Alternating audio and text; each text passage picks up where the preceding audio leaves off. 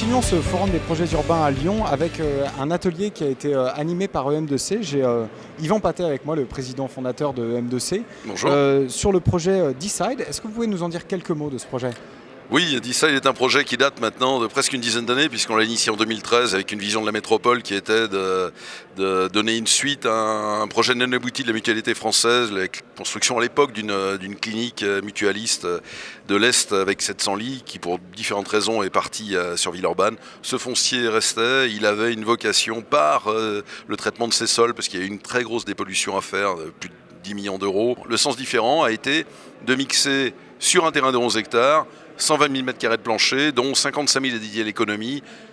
Et l'autre partie est dédiée au monde du médico-social, avec deux tranches, une première tranche de 25 000 mètres et une deuxième tranche qu'on est en train d'initier maintenant. Et depuis juillet 2019, début du juillet, le 7 juillet 2019, on a été élu premier territoire inclusif médico-social de la métropole de Lyon, laboratoire d'expérience, c'est le cas de le dire, pas expérimental, mais d'expérience pour la suite. D'accord.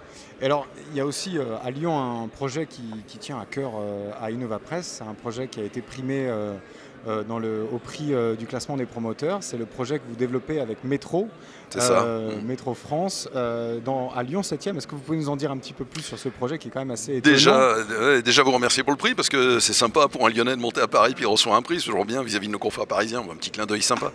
Mais non, c'est un sujet initié avec un fonds qui est le fonds de Ginko. Ginko s'est porté acquéreur il y a maintenant plus d'une dizaine d'années de la moitié du site de l'usine Fagerbrand qui a fait couler beaucoup d'encre à son époque. Ce fonds est un fonds qui travaille beaucoup sur les sites avec des pollutions très lourdes. Ils ont démarré une vision très active sur ces 3 hectares de foncier qui initiait une mixité urbaine, d'un côté du logement, de l'autre côté de l'entreprise, l'immobilier d'entreprise et surtout du tertiaire. Donc, grosso modo, 45 000 m² de logement, 40 000 m² de tertiaire.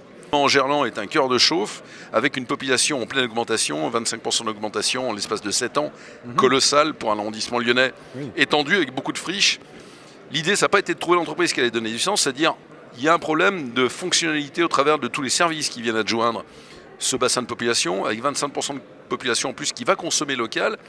Il y a un problème de logistique qui se pose, il y a un problème de fonctionnement qui se pose, qui sont les acteurs qui peuvent être identifiés, qui pourraient venir surenchérir notamment un point, le point de la restauration, le point du service alimentaire. La métropole nous a dit, écoutez, on en a 2. On a été voir ces 2 acteurs. Métro a tout de suite été initiateur d'une vision en disant, nous, Lyon, on a toujours rêvé, mais on sait très bien que c'est très compliqué pour venir travailler dans Lyon. S'il y a une opportunité, on va bien la regarder, mais attention, nous, on a ces problèmes de logistique liés à nos métiers. Nos clients, dans le gros, c'est les restaurants et c'est aussi tous les vendeurs de produits alimentaires et de boissons, les caves, les épiceries, poissonniers, charcutiers, bouchers, boulangers et d'autres.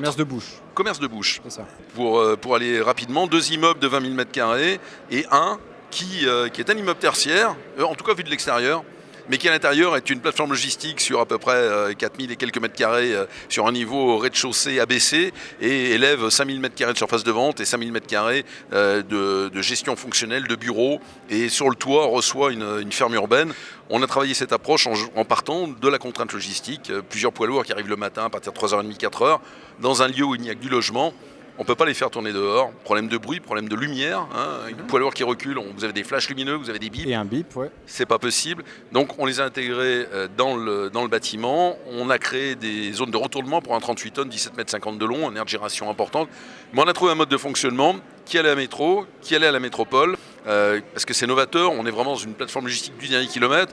Comment est-ce qu'on peut intégrer cette notion de logistique ? Et le mot logistique paraît une injure pour certains, mais on peut apporter des réponses et finalement maintenant chacun le fait sien. Voilà.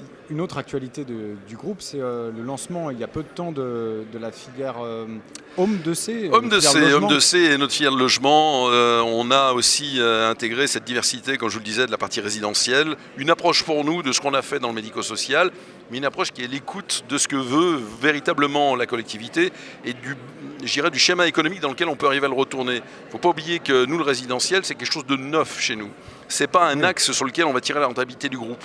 Donc on est dans une approche avec une vision novatrice, longue, tranquille. Donc on va vraiment aller choisir des sujets qui vont enrichir notre vision et celle de nos interlocuteurs. Mais c'est une vraie polarité de développement, quoi. Voilà. Yvan Patet, merci pour votre témoignage. Nous continuons à suivre toutes vos opérations. Merci. Écoutez, merci à vous.